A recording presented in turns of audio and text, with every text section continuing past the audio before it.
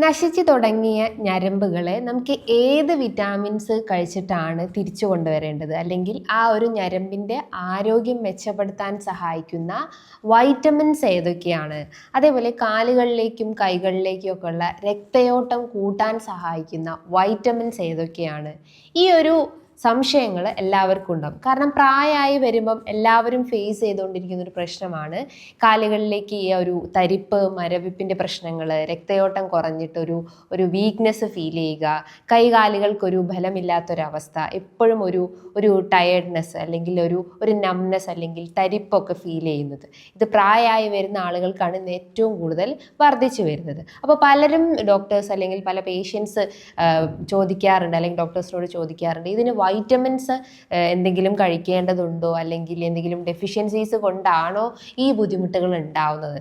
അപ്പോൾ നമുക്ക് ഇന്നത്തെ വീഡിയോയിലൂടെ ഈ ഞരമ്പുകളുടെ ആരോഗ്യം മെച്ചപ്പെടുത്താനും അല്ലെങ്കിൽ അതിലേക്കുള്ള സർക്കുലേഷൻസ് ഇംപ്രൂവ് ചെയ്യാൻ സഹായിക്കുന്ന ഒരു വൈറ്റമിനാണ് വൈറ്റമിൻ B12 എന്ന് പറയുന്നത്. അപ്പോൾ വൈറ്റമിൻ B12 എന്താണ്, അതിൻ്റെ ഗുണങ്ങൾ എന്തൊക്കെയാണ്, ഏതിലൊക്കെയാണ് ഈ വൈറ്റമിൻസ് അടങ്ങിയിട്ടുള്ളത്, ഇനി വൈറ്റമിൻ B12 കുറഞ്ഞു കഴിഞ്ഞാൽ എന്തൊക്കെയാണ് ശരീരത്തിൽ കാണിക്കുന്ന ലക്ഷണങ്ങൾ എന്നൊന്ന് ഡിസ്കസ് ചെയ്യാം. ഹായ്, ഞാൻ doctor Juhi Das, QNB health കെയറിലെ ഹോമിയോപ്പതിക് ഫിസിഷ്യനാണ്.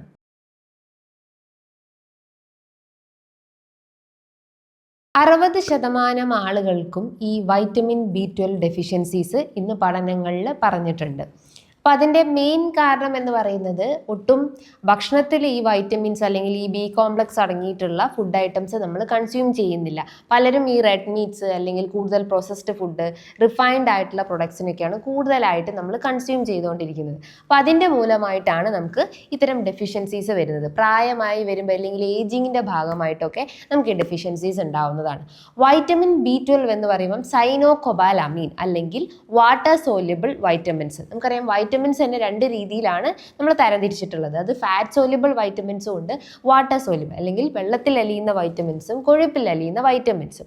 ഈ B കോംപ്ലക്സ് അല്ലെങ്കിൽ C കോംപ്ലക്സ് ഒക്കെ വരുന്നതാണ് water soluble vitamins. Vitamin A, vitamin D, E, K ഇതൊക്കെ ഫാറ്റ് സോല്യുബിൾ അല്ലെങ്കിൽ കൊഴുപ്പിൽ അലിയുന്ന വൈറ്റമിൻസ് ആണ്. അപ്പം ഈ വൈറ്റമിൻ B കോംപ്ലക്സിൽ വരുന്ന വൈറ്റമിൻ B12 വാട്ടർ സോല്യുബിൾ അല്ലെങ്കിൽ വെള്ളത്തിൽ അലിഞ്ഞു ചേരുന്ന വൈറ്റമിൻസ് ആണ്. ഭക്ഷണത്തിലൂടെ അത് നമ്മുടെ ശരീരത്തിൽ എത്തുകയും വൈറ്റമിൻ B കോംപ്ലക്സ് അല്ലെങ്കിൽ വൈറ്റമിൻ B12 നമ്മൾ കഴിക്കുന്ന ഭക്ഷണത്തിലൂടെയാണ് മേജർ സോഴ്സ് എന്ന് പറയുന്നത്. നമ്മുടെ ശരീരം സ്വന്തമായിട്ട് ഈ ഒരു വൈറ്റമിൻസ് ഉൽപ്പാദിപ്പിക്കുന്നില്ല. അത് ഭക്ഷണത്തിലൂടെ നമ്മുടെ ശരീരത്തിൽ എത്തുകയും പിന്നെ അത് വൻകുടൽ അല്ലെങ്കിൽ ചെറുകുടലിലൊക്കെയാണ് അത് പിന്നെ അബ്സോർബ് ചെയ്യപ്പെടുന്നത്, അല്ലെങ്കിൽ ശരീരത്തിലേക്ക് ആഗിരണം ചെയ്യപ്പെടുന്നത് ചെറുകുടലിൽ വെച്ചിട്ടാണ്. എന്നിട്ട് സ്റ്റോർ ചെയ്ത് നിൽക്കുന്നത് ഈ ലിവറിലാണ്. അപ്പം ലിവറിൽ എന്തെങ്കിലും ഇൻഫ്ലമേഷൻസോ അല്ലെങ്കിൽ ഇൻഫെക്ഷൻസോ വന്നിട്ടുണ്ടെങ്കിൽ ഓട്ടോമാറ്റിക്കലി ആ ഒരു പേഷ്യൻറ്റിൻ്റെ ബോഡിയിൽ ഈ വൈറ്റമിൻ B കോംപ്ലക്സ് അല്ലെങ്കിൽ B12 ഡെഫിഷ്യൻസീസ് ഉണ്ടാവാനുള്ള ചാൻസസ് ഉണ്ട്. ഈ വൈറ്റമിൻ B12 ഒരു വൈറ്റമിൻസ് മാത്രമല്ല, അത് പല രീതിയിലുള്ള എൻസൈമാറ്റിക് റിയാക്ഷൻസ് അല്ലെങ്കിൽ അതൊരു കോ എൻസൈംസ് ആയിട്ട് വർക്ക് ചെയ്യുന്നുണ്ട്. ഉദാഹരണം, നമ്മുടെ ശരീരത്തിലെ RBC റെഡ് ബ്ലഡ് സെൽസ് അല്ലെങ്കിൽ WBC സെൽസ്, അതായത് ചുവന്ന രക്താണുക്കളും അതേപോലെ തന്നെ WBCസിൻ്റെ ഒക്കെ പ്രൊഡക്ഷൻസിന് സഹായിക്കുന്നത് അല്ലെങ്കിൽ അത് ഉൽപ്പാദിപ്പിക്കാൻ സഹായിക്കുന്നത് ഈ വൈറ്റമിൻ B12 ആണ്.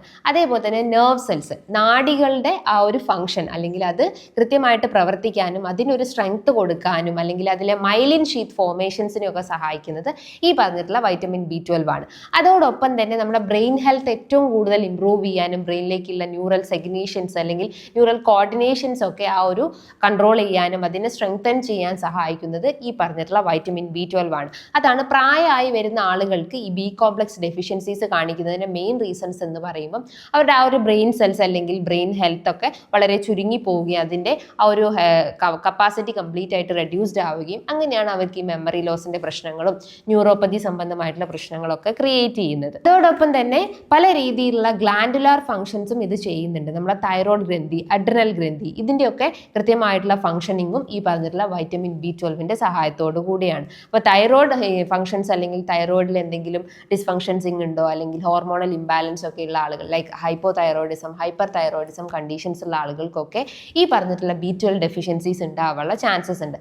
അതേപോലെ തന്നെ നിങ്ങൾക്ക് small intestinal bacterial over growth അല്ലെങ്കിൽ നമ്മുടെ ഗട്ടിൽ കൂടുതലായിട്ടും ഈ അൺനെസസറി ബാക്ടീരിയാസ് വളർന്നു കഴിഞ്ഞാൽ ഓട്ടോമാറ്റിക്കലി അത് നമ്മുടെ ശരീരത്തിൽ ഉണ്ടാവുന്ന ഈ ഡെഫിഷ്യൻസീസ് അല്ലെങ്കിൽ വൈറ്റമിൻ B12 ഡെഫിഷ്യൻസീസ് ഉണ്ടാവാനുള്ള ചാൻസസ് ഉണ്ട്. കാരണം നമ്മൾ സ്മോൾ ഇൻറ്റസ്റ്റൈൻസിൽ വെച്ചിട്ടാണ് ഈ B12 ആഗിരണം ചെയ്യപ്പെടുന്നത്. അപ്പോൾ ഇൻറ്റസ്റ്റൈൻസിൽ നല്ല ബാക്ടീരിയാസ് പ്രസന്റ് അല്ലെങ്കിൽ ഓട്ടോമാറ്റിക്കലി ബോഡിയിൽ ഈ ഡെഫിഷ്യൻസീസ് ഉണ്ടാവാനുള്ള ചാൻസസ് ഉണ്ട്. ഇനി ഈ വൈറ്റമിൻ B12 മെയിൻ സിംറ്റംസ് അല്ലെങ്കിൽ അതിൻ്റെ ലക്ഷണങ്ങൾ, ശരീരം കാണിക്കുന്ന കുറച്ച് ലക്ഷണങ്ങളുണ്ട്. ചിലപ്പം ചില ആളുകൾക്കൊക്കെ ഇത്തരം ലക്ഷണങ്ങൾ ഉണ്ടായിട്ടും അവർ അതിനെ നിസ്സാരമായി അല്ലെങ്കിൽ അതിനെ ഒരു മെയിൻ ഇതായിട്ട് കാണാതെ ജസ്റ്റ് ഒരു സില്ലി ആയിട്ട് വിടുന്നതും നമ്മൾ കണ്ടിട്ടുണ്ട്. അപ്പോൾ ഓരോ സിംറ്റംസ് എന്തൊക്കെയാണെന്ന് നമുക്കൊന്ന് ഡിസ്കസ് ചെയ്യാം. ഒന്നാമതായിട്ട് നിങ്ങൾക്ക് അമിതമായിട്ടുള്ള ക്ഷീണം ഫീൽ ചെയ്യാം. ഈവൻ ഡേ ടൈം ആവട്ടെ നൈറ്റ് ടൈം ആവട്ടെ നമ്മൾ വർക്കിംഗ് സ്പേസ് ആവട്ടെ എവിടെ ഇരുന്നാലും നമുക്ക് ഉറക്കം തൂങ്ങിയിരിക്കേണ്ട ഒരു അവസ്ഥ ഉണ്ടാവുന്നു, അല്ലെങ്കിൽ എപ്പോഴും ഒരു ടയർഡ്നെസ് അല്ലെങ്കിൽ ഒരു ഫെറ്റീക്ക് ഫീൽ ചെയ്യാനുള്ള ചാൻസസ് ഉണ്ട്. അതോടൊപ്പം തന്നെ നിങ്ങൾക്ക് പാൽപിറ്റേഷൻസ് അല്ലെങ്കിൽ ജസ്റ്റ് ഒരു സ്റ്റെപ്പ് നടക്കുമ്പം തന്നെ ഭയങ്കര കിതപ്പ് ഫീൽ ചെയ്യുക, അതേപോലെ ഗിഡിനെസ്, തലകറക്കം, തലവേദന, തലയ്ക്കൊരു ഭാരം, എന്തെങ്കിലും വെയിറ്റ് എടുത്ത് വെച്ച പോലത്തെ ഫീലിംഗ് ഉണ്ടാവുക. ചില കേസസിൽ നമുക്ക് ഓക്കാനം, ഛർദി, ഈവൻ തലവേദനയോട് അസോസിയേറ്റ് ചെയ്തിട്ട് നമുക്ക് ഓക്കാനം, ഛർദി ഉണ്ടാവാനുള്ള ചാൻസസ് ഉണ്ട്.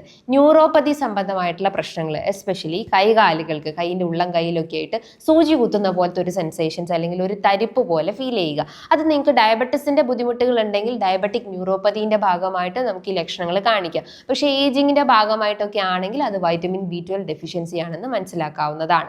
അതോടൊപ്പം തന്നെ ഉള്ളം കാലിൽ ഒരു ബേണിംഗ് സെൻസേഷൻസ് അല്ലെങ്കിൽ ഒരു പുകച്ചിൽ അനുഭവപ്പെടുക, സൂചി കുത്തുന്ന അല്ലെങ്കിൽ ഒരു പിന്നെടുത്ത് കുത്തുന്ന പോലെയൊക്കെ ഒരു സെൻസേഷൻ്റെ കാലിൻ്റെ അടിഭാഗത്ത് ഫീൽ ചെയ്യാവുന്നതാണ്.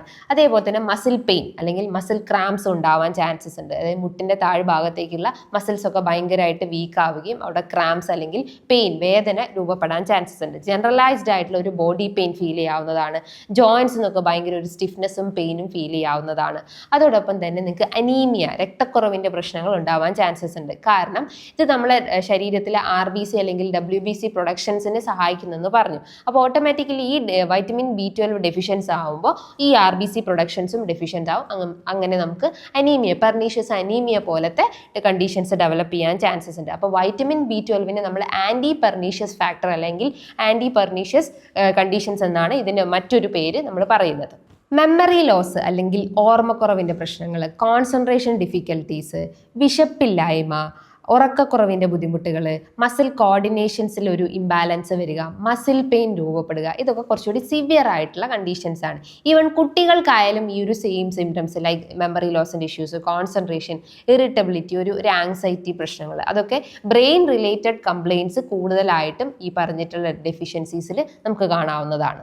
തൈറോയിഡ് കംപ്ലയിൻസ് നിങ്ങൾക്ക് അസോസിയേറ്റ് ചെയ്തിട്ടുണ്ടെങ്കിൽ അതിനോടൊപ്പം തന്നെ ഈ ബുദ്ധിമുട്ടുകൾ ഉണ്ടാവും. Thyroid like hypo thyroidism conditions ഉള്ള ആളുകളാണെങ്കിൽ ആങ്സൈറ്റി, ഡിപ്രഷൻ, നെർവസ്നെസ്, അങ്ങനത്തെ ബുദ്ധിമുട്ടുകൾ ഉണ്ടാവും. അതേപോലെ നിങ്ങൾ അഡ്രിനൽ ഗ്ലാൻഡിൽ ഇതിൻ്റെ ഒരു ഫങ്ഷൻസ് ഉണ്ടെന്ന് പറഞ്ഞു. അപ്പോൾ ഓട്ടോമാറ്റിക്കലി നിങ്ങളെ മെൻ്റൽ ഡിസ്റ്റർബൻസ് ഉണ്ടാവുന്നതാണ്. എസ്പെഷ്യലി ഒരു ഇറിറ്റബിലിറ്റി ഉണ്ടാവാം, പെട്ടെന്ന് ദേഷ്യം വരിക, ചെറിയ കാര്യങ്ങൾക്ക് വരെ നമ്മൾ ഒരു ആങ്കർ ഫീൽ ചെയ്യുക, സെൻസിറ്റീവ് ആവുക, അങ്ങനത്തെ ഒരു മെൻ്റൽ റിലേറ്റഡ് കംപ്ലയിൻസും ഇതിനോടൊപ്പം കാണാവുന്നതാണ്. അത് കുറച്ചുകൂടി സിവിയർ ആയിട്ടുള്ള സിംറ്റംസ് ആണ്. പക്ഷെ നിങ്ങൾക്ക് ഇനീഷ്യലി ഇത്തരം വീക്ക്നെസ് ലൈക്ക് ഗിഡിനെസ് ഫീൽ ചെയ്യുക, തലവേദന, തലകറക്കം, മസിൽ പെയിൻസ് ഒക്കെ ഫീൽ ചെയ്യുകയാണെങ്കിൽ ജസ്റ്റ് ഒരു ടെസ്റ്റ് അല്ലെങ്കിൽ ബ്ലഡ് ടെസ്റ്റ് ചെയ്യാവുന്നതാണ്. വൈറ്റമിൻ B12 ലെവൽ ജസ്റ്റ് ഒന്ന് മോണിറ്റർ ചെയ്യേണ്ടതാണ്. അതിൽ ഡെഫിഷ്യൻസി ഉണ്ടെങ്കിൽ ഒരു സെൽഫായിട്ടുള്ള മെഡിക്കേഷൻസ് ഫോളോ ചെയ്യരുത്. ഒരു ഡോക്ടറെ നിർദ്ദേശപ്രകാരം നിങ്ങളെ സിംറ്റംസ് നോക്കിയിട്ട് അതിൻ്റെ ഡോസേജ് നിങ്ങൾ സ്വീകരിക്കേണ്ടതാണ്. ഇനി ഏതൊക്കെ കണ്ടീഷൻസിലാണ് നിങ്ങൾക്ക് ഈ ഡെഫിഷ്യൻസീസ് ഉണ്ടാവുന്നത് അല്ലെങ്കിൽ എന്തൊക്കെ ഫാക്ടേഴ്സ് കൊണ്ടായിരിക്കും ബോഡിയിൽ ഈ ഡെഫിഷ്യൻസീസ് അല്ലെങ്കിൽ വൈറ്റമിൻ B12 കുറയാനുള്ള റീസൺസ് നമുക്ക് നോക്കാം. ഒന്നാമത് ഇത് ഞാൻ പറഞ്ഞു, നമ്മളെ സ്മോൾ ഇൻറ്റസ്റ്റൈൻസിലാണ് ഇത് കൂടുതലായിട്ടും ആഗിരണം ചെയ്യപ്പെടുന്നത്. അപ്പോൾ സ്മോൾ ഇൻറ്റസ്റ്റൈൻസിൽ നല്ല ബാക്ടീരിയാസും ഉണ്ടാവും, ചീത്ത ബാക്ടീരിയാസും ഉണ്ടാവും. അതിൻ്റെ ആ ഒരു ഇക്വിലിബ്രിയത്തിൽ ഉണ്ടാവുന്ന ഡിസ്റ്റർബൻസ് ആകുമ്പോഴാണ് അത് ഓവർ ഗ്രോത്ത് ആവുന്നതും നമുക്ക് ഗട്ട് റിലേറ്റഡ് അല്ലെങ്കിൽ ഗ്യാസ്ട്രിക് ഇഷ്യൂസ് ക്രിയേറ്റ് ചെയ്യുന്നത്. അതിപ്പോൾ ബ്ലോട്ടിങ്, വയറ് വീർക്കുക, ഗ്യാസ് കയറുക, ഏമ്പക്കം, ഓക്കാനം, അങ്ങനത്തെ ഗ്യാസ്ട്രിക് കംപ്ലയിൻസ് പ്രോമിനൻ്റ് ആവുന്നത്. അതിനെയാണ് നമ്മൾ small intestinal bacterial over growth അല്ലെങ്കിൽ small intestinal fungal over growth എന്ന് പറയുന്നത്. ആ ഒരു ചീത്ത ബാക്ടീരിയാസും ചീത്ത ഫംഗസും ഓവർ ഗ്രോത്ത് ചെയ്യുമ്പം അത് നമുക്ക് ഈ ഗട്ട് റിലേറ്റഡ് ഇഷ്യൂസ് ഉണ്ടാവുകയും അത് വൈറ്റമിൻ B12ന്റെ അബ്സോർപ്ഷൻസിനെ പ്രിവെന്റ് ചെയ്യുക അല്ലെങ്കിൽ അതിനെ തടയുകയും നമുക്ക് ഡെഫിഷ്യൻസീസ് ഉണ്ടാവാൻ ചാൻസസ് ഉണ്ട്. അപ്പം സിബോ അല്ലെങ്കിൽ സിഫോ പോലത്തെ കണ്ടീഷൻസ് ഉള്ള ആളുകൾക്ക് ഈ ബുദ്ധിമുട്ടുകൾ ഉണ്ടാവാം. അതോടൊപ്പം തന്നെ തൈറോയ്ഡ് റിലേറ്റ് ചെയ്തിട്ടുള്ള എന്തെങ്കിലും കംപ്ലയിൻസ് ഉണ്ടെങ്കിൽ like hypo thyroidism, hyper thyroidism conditions ഉള്ള ആളുകൾക്കും ഈ ബുദ്ധിമുട്ടുകൾ അല്ലെങ്കിൽ ഈ ഡെഫിഷ്യൻസീസ് ക്രിയേറ്റ് ചെയ്യാൻ ചാൻസസ് ഉണ്ട്. IBS അല്ലെങ്കിൽ ഇറിറ്റബിൾ ബവൽ സിൻഡ്രോം പോലത്തെ എന്തെങ്കിലും ഗട്ട് റിലേറ്റഡ് ഇഷ്യൂസ് ഉള്ള ആളുകൾക്കും ഈ ബുദ്ധിമുട്ടുകൾ ഉണ്ടാവാനുള്ള ചാൻസസ് ഉണ്ട്. അതേപോലെ തന്നെ നിങ്ങളെ ഗട്ടിൽ ഈ ഒരു പൈലോറിക് ഫാക്ടർ അല്ലെങ്കിൽ H. പൈലോറിൻ്റെ പ്രൊഡക്ഷൻ അമിതമാവുക, ഗ്യാസ്ട്രൈറ്റിസ് ഇഷ്യൂസ് ഉണ്ടാവുക, എന്തെങ്കിലും അലർജിക് റിയാക്ഷൻസ്, ഗ്ലൂട്ടൻ റിയാക്ഷൻസ് ഒക്കെ കൂടുതലായിട്ടും ഉള്ള ആളുകൾക്കും ഈ ബുദ്ധിമുട്ടുകൾ ഉണ്ടാവാനുള്ള ചാൻസസ് ഉണ്ട്. അതേപോലെ ആസിഡ് പ്രൊഡക്ഷൻ, ഹൈഡ്രോക്ലോറിക് ആസിഡിൻ്റെ പ്രൊഡക്ഷൻ റെഡ്യൂസ്ഡ് ആവുന്ന കണ്ടീഷൻസിലായാലും ഈ പറഞ്ഞിട്ടുള്ള ഡെഫിഷ്യൻസീസ് ക്രിയേറ്റ് ചെയ്യാനുള്ള ചാൻസസ് ഉണ്ട്. ഏജിങ്ങിൻ്റെ ഭാഗമായിട്ടും അല്ലെങ്കിൽ ഡയബറ്റിസ് ഉള്ള ആളുകൾക്കൊക്കെ ആയാലും ഡെഫിഷ്യൻസീസ് ഉണ്ടാവാനുള്ള ചാൻസസ് ഉണ്ട്. അപ്പോൾ ഈ ഡെഫിഷ്യൻസീസ് കാണുമ്പോൾ നിങ്ങൾ ഡയറക്റ്റ്ലി പോയിട്ട് സപ്ലിമെൻറ്റ്സ് കഴിക്കാതെ അതിൻ്റെ ബ്ലഡ് ടെസ്റ്റ് കൃത്യമായിട്ട് മോണിറ്റർ ചെയ്തിട്ട് അതിനുശേഷം നിങ്ങളുടെ ഭക്ഷണത്തിൽ കൃത്യമായിട്ടുള്ളൊരു ഫുഡ് ചാർട്ട് അല്ലെങ്കിൽ ഭക്ഷണ രീതികൾ ഫോളോ ചെയ്യാൻ ശ്രമിക്കുക. അപ്പോൾ ഇതിൽ ഏറ്റവും കൂടുതൽ അല്ലെങ്കിൽ വൈറ്റമിൻ B12 ഏറ്റവും കൂടുതൽ അടങ്ങിയിട്ടുള്ളത് ഈ നോൺ വെജ് ഫുഡ് ഐറ്റംസിലാണ്. ലൈക്ക് റെഡ് മീറ്റിലാണ് കൂടുതലായിട്ടും വൈറ്റമിൻ B12 അടങ്ങിയിട്ടുള്ളത്. പോർക്ക്, ബീഫ്, മട്ടണിലൊക്കെ അടങ്ങിയിട്ടുണ്ട്. അതേപോലെ ഫിഷ്, എഗ്ഗിലൊക്കെ അത്യാവശ്യം വൈറ്റമിൻ B12 പ്രസൻ്റ് ആണ്. ഇതിപ്പോൾ നിങ്ങൾ വെജിറ്റേറിയൻസ് ആണെങ്കിൽ നിങ്ങൾക്ക് പനീർ, മഷ്റൂംസ്, അതേപോലെ പയറ് വർഗ്ഗങ്ങളൊക്കെ അത്യാവശ്യം ഭക്ഷണത്തിൽ ഉൾപ്പെടുത്താവുന്നതാണ്. പയറ് വർഗ്ഗങ്ങൾ എന്ന് പറയുമ്പോൾ ചെറുപയർ, കടലയൊക്കെ നന്നായിട്ട് മുളപ്പിച്ച് അല്ലെങ്കിൽ മൈക്രോ ഗ്രീൻസ് ഫോംസിൽ കഴിക്കുകയാണെങ്കിൽ കുറച്ചുകൂടി ബെറ്റർ ആയിട്ടുള്ള അബ്സോർപ്ഷൻ നമ്മുടെ ബോഡിയിൽ ക്രിയേറ്റ് ചെയ്യാവുന്നതാണ്. അതേപോലെ നിങ്ങൾക്ക് അത് സാലഡ് രൂപത്തിലൊക്കെ കഴിക്കാവുന്നതാണ്. പനീറൊക്കെ അത്യാവശ്യം നല്ല രീതിയിൽ കുട്ടികൾക്കൊക്കെ കൊടുക്കുകയാണെങ്കിൽ അത് ഡെഫിഷ്യൻസീസ് എസ്പെഷ്യലി അനീമിയ കണ്ടീഷൻസ് ഒക്കെ നമുക്ക് ക്ലിയർ ചെയ്യാൻ പറ്റുന്നതാണ്. പ്രോബയോട്ടിക്സിൽ ഏറ്റവും കൂടുതൽ വൈറ്റമിൻ B12 അടങ്ങിയിട്ടുണ്ട്. തൈര്, മോര്, യോഗേർട്ട്, അതേപോലെ തന്നെ മിൽക്കിലൊക്കെ നല്ല രീതിയിൽ വൈറ്റമിൻ B12 പ്രസൻ്റ് ആയിട്ടുണ്ട്. അതേപോലെ flax seeds, sesame seeds, chia seeds, ഈ ഒരു ന്യൂറോപ്പതി സിംറ്റംസ് കൂടുതലായിട്ടുള്ള ആളുകൾക്ക് ഈ ഫ്ലാക്സ് സീഡ്സ്, ചിയ സീഡ്സ് അല്ലെങ്കിൽ സെസേം സീഡ്സ് ഒക്കെ ഒരു റോസ്റ്റ് ചെയ്തിട്ട് പൗഡർ ഫോം ആക്കിയിട്ട് ഒരു ഈവനിങ് സ്നാക്സ് ഒക്കെ ആക്കി കഴിക്കാവുന്നതാണ്. കുറച്ചുകൂടി നട്ട്സ് ഒക്കെ ആഡ് ചെയ്തിട്ട് അങ്ങനെയും കമ്പൈൻ ചെയ്ത് കഴിക്കുകയാണെങ്കിൽ നമുക്ക് ഡെഫിഷ്യൻസീസ് ഒക്കെ പെട്ടെന്ന് ക്ലിയർ ഔട്ട് ചെയ്യാൻ നമുക്കൊരു ഇമ്മ്യൂണിറ്റി ബൂസ്റ്റപ്പ് ചെയ്യാനും വീക്ക്നെസ് ഒക്കെ കുറച്ചെടുക്കാൻ സഹായിക്കുന്നതാണ്. അതോടൊപ്പം തന്നെ ഓട്സിൽ അല്ലെങ്കിൽ അത്യാവശ്യം സ്റ്റീൽ കട്ട് ഓട്സിലൊക്കെ വൈറ്റമിൻ B12 പ്രസൻ്റ് ആണ്.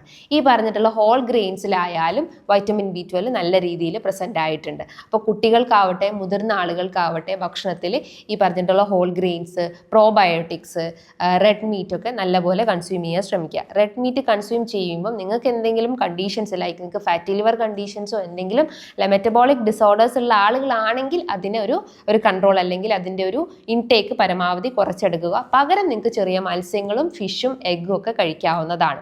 ഇതൊക്കെ കൃത്യമായിട്ട് നിങ്ങളുടെ ഡയറ്റിൽ ഉൾപ്പെടുത്തി കഴിഞ്ഞാൽ ഒരുവിധം ഈ ഡെഫിഷ്യൻസീസ് നമുക്ക് കറക്റ്റ് ചെയ്ത് എടുക്കാവുന്നതാണ്. ഇനി ഇതുമായി ബന്ധപ്പെട്ട് നിങ്ങൾക്ക് എന്തെങ്കിലും ഡൗട്ട്സ് ഒക്കെ ഉണ്ടെങ്കിൽ താഴെ കാണുന്ന നമ്പറിൽ കോൺടാക്ട് ചെയ്യാവുന്നതാണ്. നല്ലൊരു ഹെൽത്ത് ടോപ്പിക്കുമായി വീണ്ടും കാണാം. താങ്ക്